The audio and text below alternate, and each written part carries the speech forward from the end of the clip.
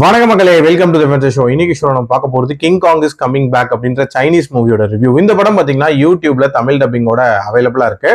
இந்த படம் ஒரு குழந்தைய கிங் காங் வளர்க்குது அப்படின்ற மாதிரியான தீம்ல நகரக்கூடிய ஒரு கதை. ஆக்சுவலா இந்த படத்தோட ஸ்டார்டிங்லேயே பாத்தீங்கன்னா ஒரு அப்பாவும் பையனும் வந்து ஜீப்ல ஒரு காட்டு பகுதியில போயிட்டு இருப்பாங்க. அந்த இடத்துல அவங்களோட ஜீப் ஆக்சிடென்ட் ஆகுது. அண்ட் அந்த பையனை வந்து ஒரு ஓநாய் வந்து துரத்துது. அந்த ஓநாய் கிட்ட இருந்து அந்த பையனை வந்து அந்த கிங் காங் காப்பாத்துது. அண்ட் சில வருஷங்கள் தன்னோட அரவணைப்புல வளர்க்குது.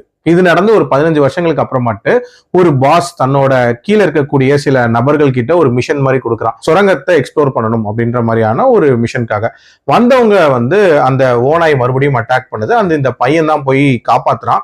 சோ அந்த பையனை இவங்க சந்திக்கிறாங்க. சோ இதுக்கப்புறம் என்ன மாதிரியான சம்பவங்கள் நடக்குது, அவங்களோட மிஷன் நிறைவேறிச்சா, அண்ட் இந்த பையன் தன்னோட பேரண்ட்ஸோட சேர்ந்தானான்ற மாதிரி நிறைய விஷயங்களை சொல்லக்கூடிய ஒரு படம் தான் இந்த படம். அவுட்லைனா இந்த கதையை பார்க்கும்போது ஒரு டீசென்ட் கதை அப்படின்ற மாதிரி தான் தெரியும். அதாவது கிங் காங் லவ் பண்ணி பார்த்திருப்போம். இதுல வந்து ஒரு குழந்தைய வளர்க்குது அப்படின்ற மாதிரி காட்டுவாங்க. அதுவே வந்து ஒரு மாதிரி கேட்சியான ஒரு விஷயமா இருந்துச்சு.